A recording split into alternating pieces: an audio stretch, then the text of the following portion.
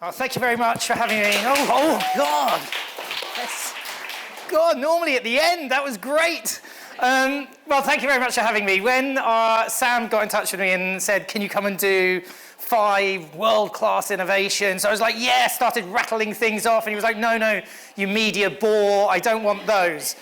I want them from beyond the world of advertising. And he actually didn't say that because he has impeccable manners.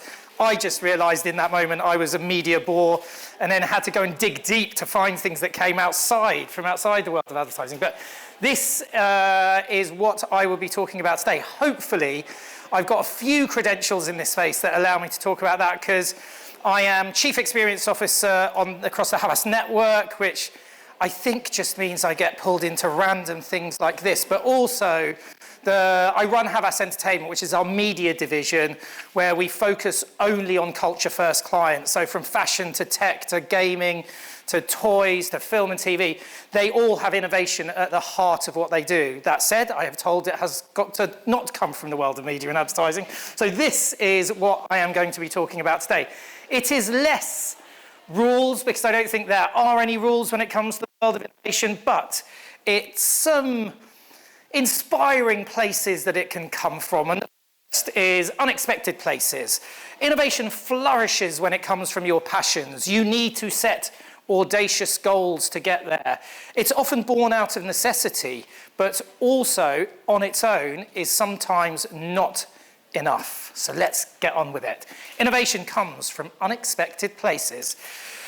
About 10 years ago, I was very fortunate enough to go and see this chap, Jamie Bartlett. I don't know if any of you have read his book, The Dark Net. Hands up. Yes, this is great, because when I found this out, it was very exciting. He talks about how criminal enterprise is often the precursor from some of the biggest innovations that we see in our everyday lives. This is a screen grab from his presentation. On the top left there, you have the Silk Road. So the original site on the dark web where you could buy guns, drugs, any sort of nefarious item that you wanted.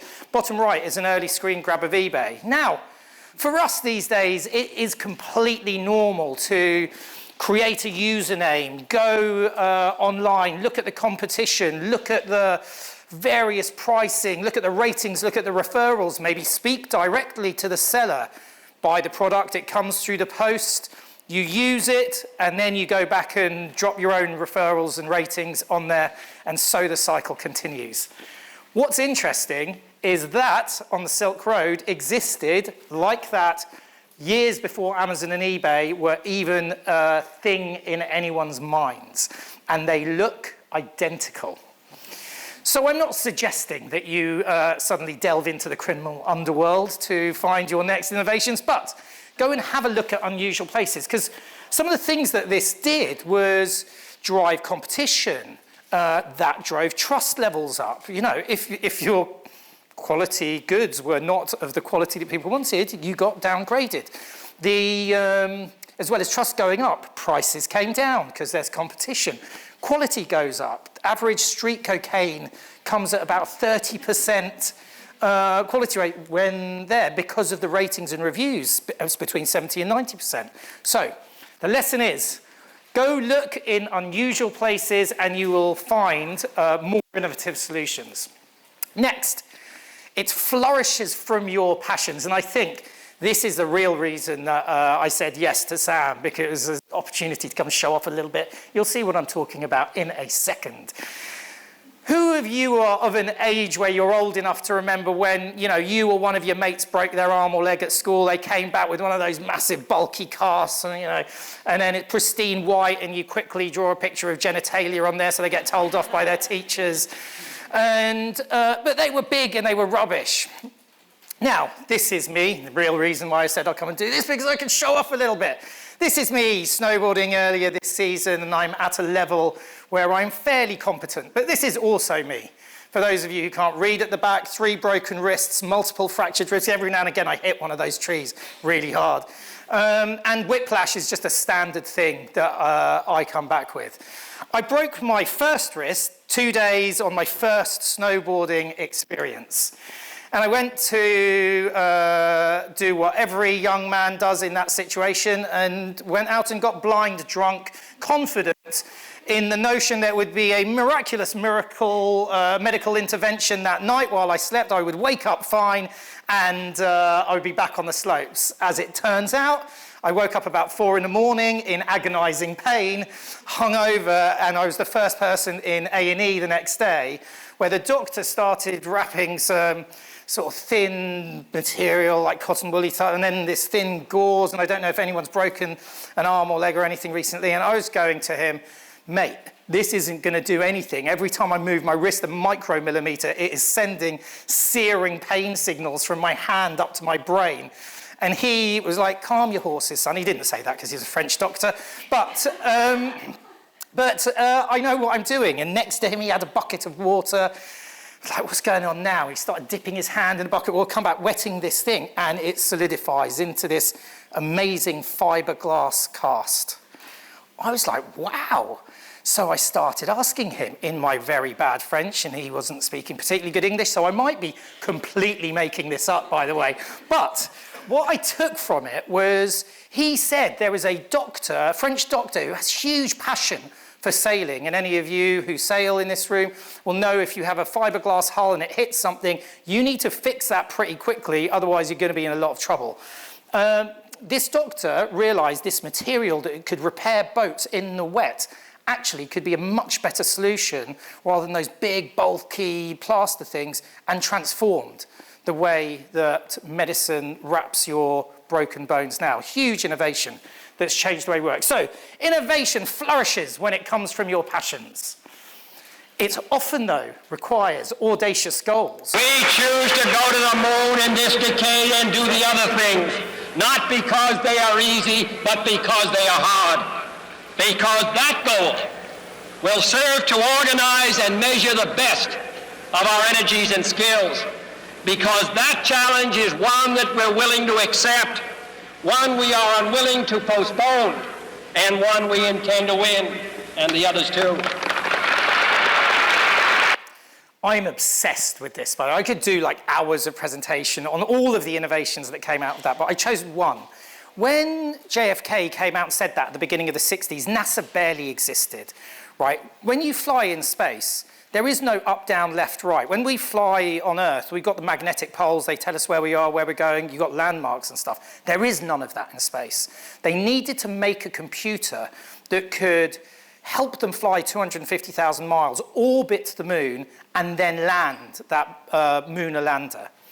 Problem was, at that time, this is what computers were like. They were taking up the entire floors of offices. People basically measured their business prowess by how big is your computer. It's taking up the whole floor of my office. Not just that, I've got another floor with the cooling system on. 2 floors I need to get my computer to work. And they're going, well, we need to make this smaller and lighter. They revolutionized the use of microchip boards, semiconductor boards. At one point, NASA was buying 60% of all the microchips that were made in the US. They created a computer the size of 2 shoeboxes, the world's first portable computer, size of 2 shoeboxes, weighed 30 kilograms. And that sparked the digital revolution that we have today. We wouldn't be working, I wouldn't be presenting off a laptop now if it wasn't for the innovation that they brought into market. And because I know a lot of this is just good dinner party material, here are some extra facts for you on that computer. Do you know what the average age of people in mission control was when they put Neil Armstrong and crew on the moon? Any guesses? Yeah, about 25. Oh my God, well, someone knows. Slightly too young, 27. And there was one of them who, this guy, Steve Bales, his job was to monitor what was going on that computer. They'd obviously never tested that computer. As the thing is landing, and if you ever listen to the recordings, Neil Armstrong's going 1202, 1202. The computer's giving a 1202. The 1202 message means you have to abort. And Steve Bales, 26 years old in mission control, has to make the decision. Do I give the abort or do I override it? And that 26-year-old went, I'm not going to listen to the computer. I think it's overloaded, and we know the rest is history. So invented the small computer, didn't work quite as well as it should have done, but it transformed history. And like on that subject, staying on that subject, this is Apollo 13, a screenshot from the Apollo 13 movie. So most of us probably know the story of Apollo 13. Everything starts going wrong while they're out in space. The CO2 scrubbers aren't working. They need to get two things connected, and they do not have the stuff on the Apollo spacecraft to do that. These are the people in mission control chucking everything that exists from space suits to space food on a table to go, right, how do we build something that connects a square peg with a round hole? And we all know the end of the story. They managed to do that. But the point is, while innovation requires audacious goals, sometimes necessity is the mother of invention, and emergencies often drive that thinking. Many of you will have heard the story of, in Haitian earthquakes or in rural Africa. We will send the most high-tech equipment out there. That thing breaks. There's not regular electricity. It doesn't work. They've got to find new ways of working, or they don't have the parts to replace it when it breaks.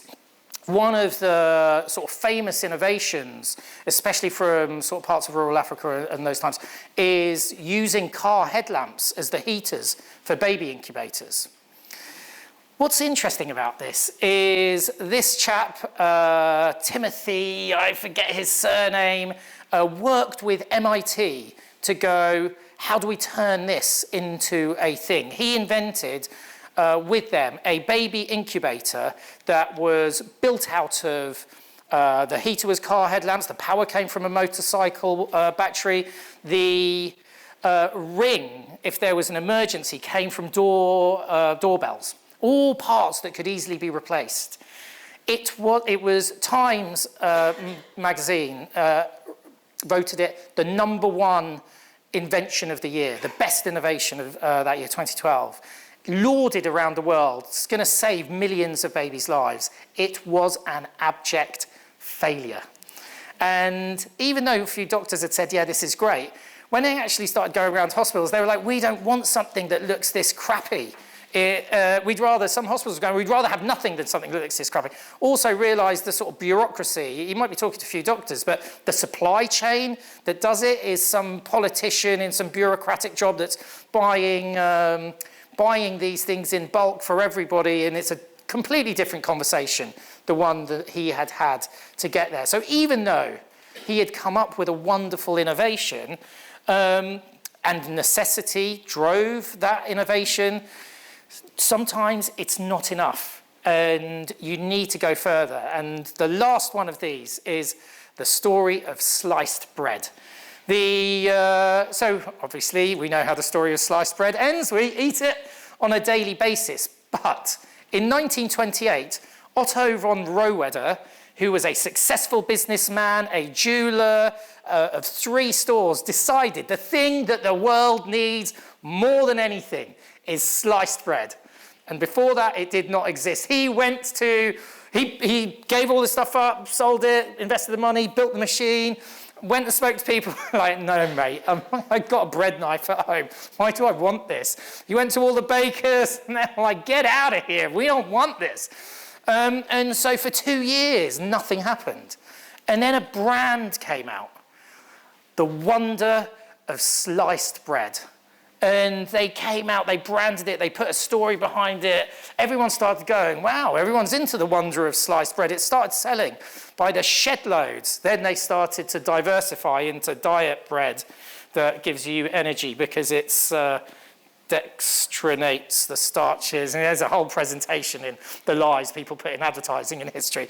But it was only when a brand came along and made that interesting, so I've cheated a little bit on the brief I was given, did that become successful. So innovation on its own is sometimes not enough. You need that story, you need that energy, you need the narrative behind it, a brand behind it in many cases to make it successful. So whether it's that, whether it's necessity driving it, whether it is creating audacious goals, being born from your passions, or looking to unexpected places, these are 5 innovations from outside the world of advertising. Thank you.